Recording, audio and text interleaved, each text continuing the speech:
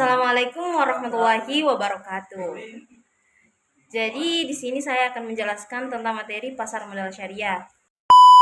Jadi langsung saja, pasar modal syariah yaitu tempat bertemunya pihak yang membutuhkan dana dengan pihak yang memiliki dana, yang dimana ketika ia ingin melakukan transaksi jual beli seperti saham, sukuk, obligasi, reksadana, dan instrumen keuangan lainnya.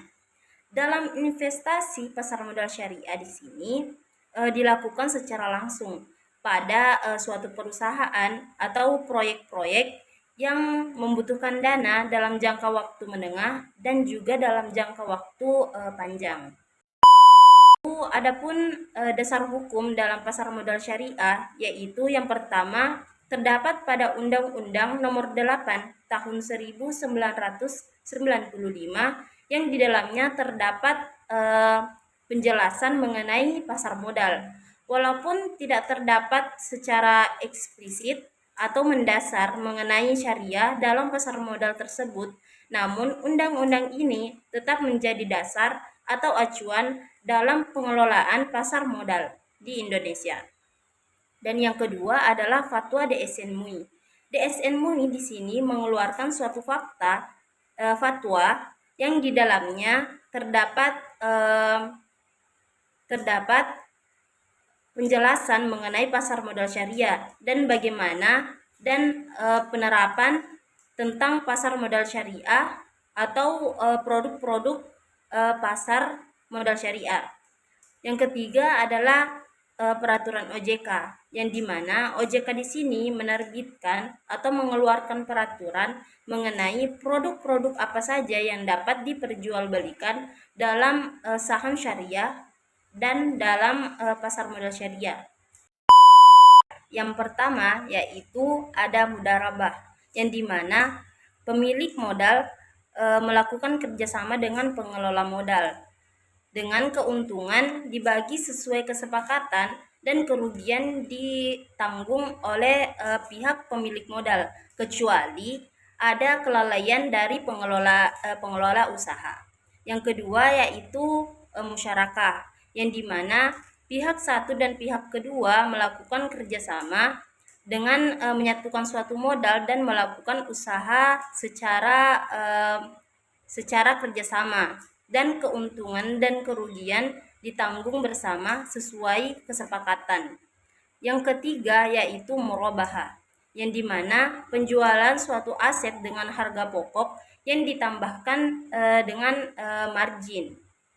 Dan yang keempat yaitu ijarah, yang dimana investor di sini memberikan modal kepada pihak kedua untuk membeli aset yang gunanya disewakan kepada pihak ketiga dan hasilnya dibagi sesuai kesepakatan antara investor dan pihak kedua.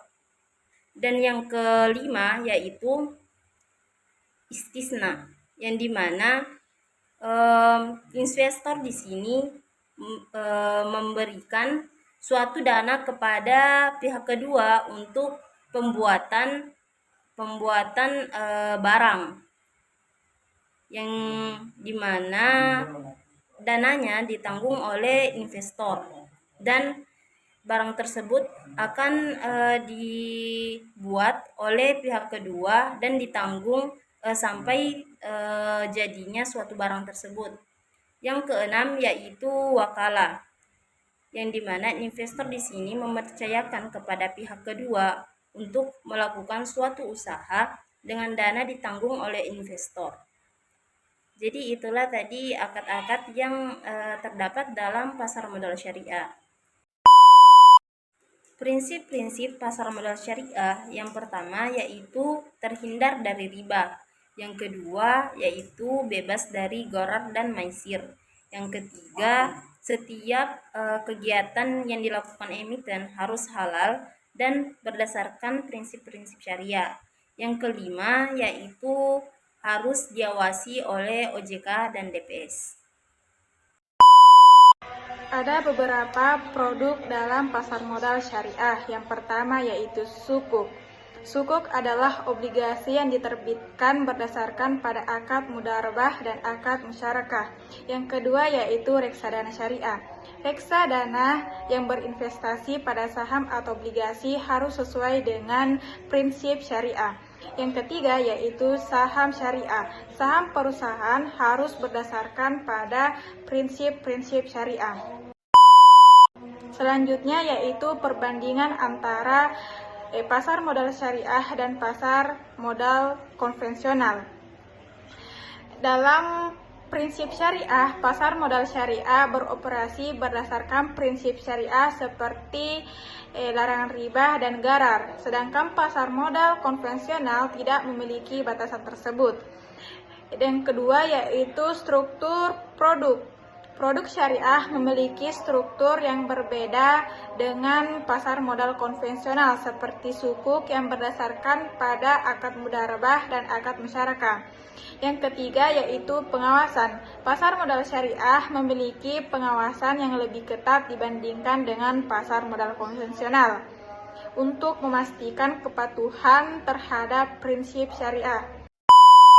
Mungkin itu saja. Saya akhiri dengan ucapan wassalamualaikum warahmatullahi wabarakatuh.